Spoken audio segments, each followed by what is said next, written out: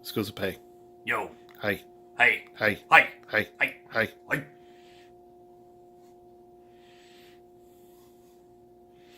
Da-da-da-da-da-da-da-da.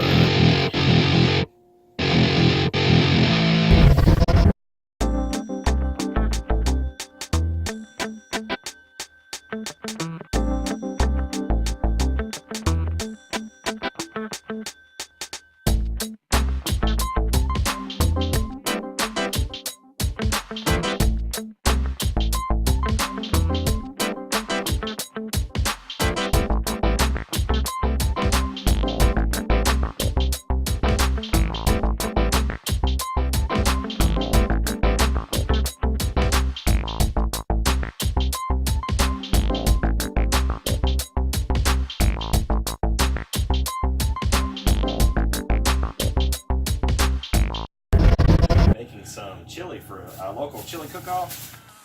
Tonight we're going to be making some pineapple upside down cake. Hey, what you making today?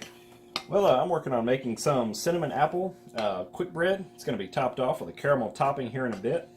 In my bowl, I've basically just got 1.5 cups of flour. I've got a little bit of brown sugar, some cinnamon, a little bit of salt, butter, eggs, and some milk.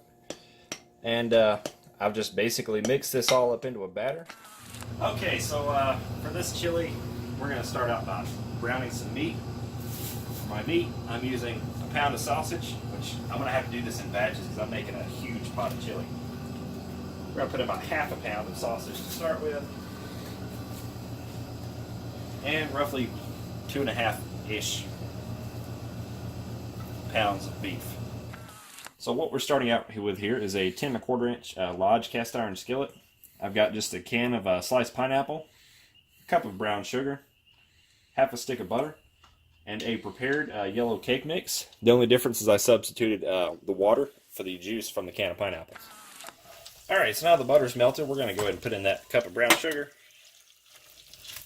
What I like to do is just sort of spread it around. Don't really stir it into the butter. I like to keep it kind of two separate layers, if that makes any sense at all. Got a blend of spices here. This is mostly just salt, pepper, a little bit of sugar. There's not a lot to it. It's just enough to get it started. I'm not going to use all of it. The rest of this is going to be used later too. Just going to get a nice coating over it. There we go. I'm going to throw in some apples. This is roughly 3 apples, diced up real fine. Alright, so you can see the sugar and the butter is starting to bubble a little bit. This is usually my cue to go ahead and cut it off. Now take your little pineapple rings and just start. I like to start from the edge and work my way around. Sometimes if I don't really care too much about presentation, I like using crushed pineapple and just spreading it over the whole thing. You get a more even distribution of pineapple that way. But this is kind of the more traditional method of doing it. So go around. One more in the center.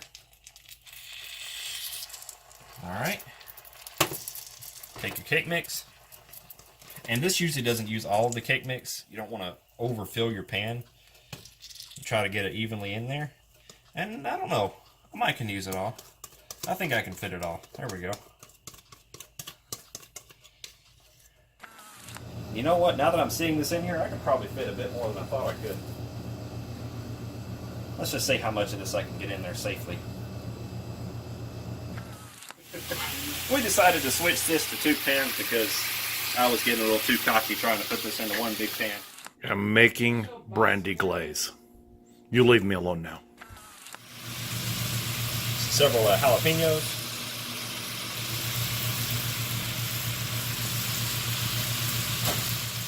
Got 1 whole chopped white onion and a few little slivers of green onion that I had to get rid of.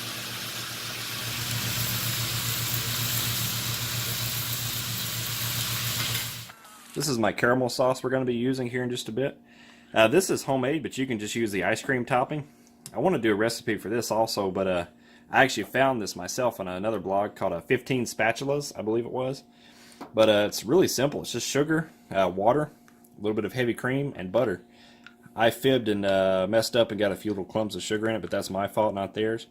But the consistency of this came out really good, I think.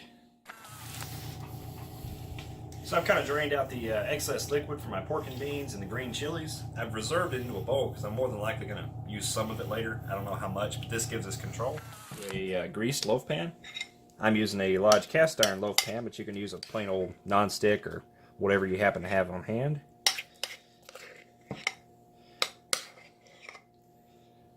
Now for some crushed tomatoes. You can use diced tomatoes if you want a little chunkier.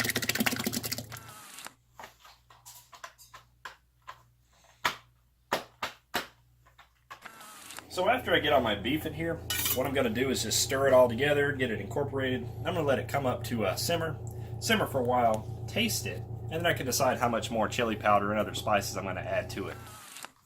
So we just took the bread out of the oven, and I've got a toothpick. We're going to just make sure that it's done all the way. I'm going to insert it here. See how clean it comes out. I might have some crumbs here and there, but it's not a goopy batter anymore. So just let it rest in the pan for about 10 or so minutes, and we'll come back and take it out. Alright, so I've got about 2.5 heads of garlic here. That's a whole bunch of cloves. I was usually add this in with the meat, but since I forgot to do that, I'm going to put it in here. We'll let it simmer with the rest of the chili. I like to get a rubber bowl scraper / rubber spatula, whatever you want to call it. Just bring it along the edge, make sure it's going to come out nice and smooth. So you can see the whole bread is kind of jiggling around a little bit, so it's not really sticking anywhere. I like to get it up against the side and just sort of pry it forwards a little bit. So now, in theory, take our pot holders, because this is still going to be pretty hot.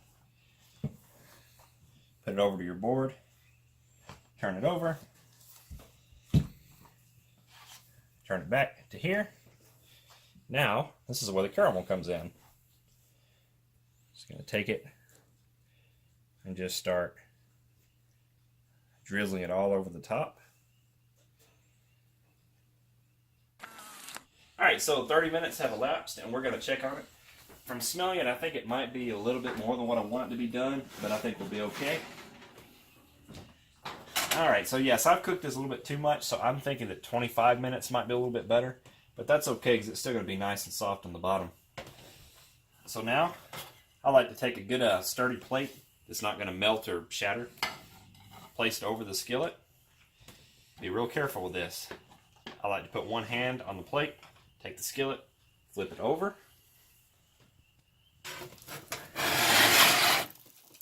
and then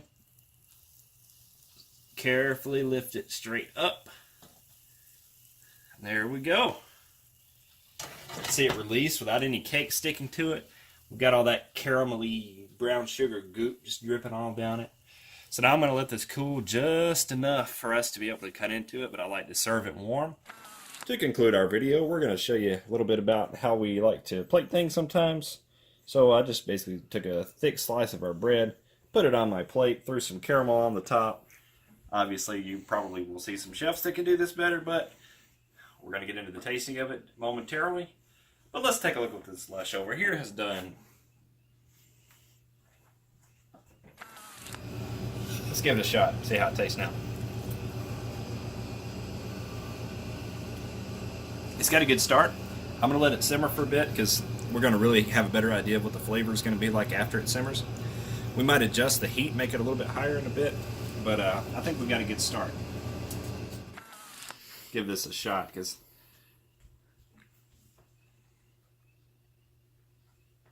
if you like this video, let me know. If you try my method for pineapple upside down cake, which is really not unique to me, but I wanted to show it to you anyway. Good deal. Like the video. If you want to support me on Patreon, that's patreon.com/thevirtualchef. And we'll see you next week, or this week again if we decide to do something sooner. Yep, Chef Pay is just not having these mornings.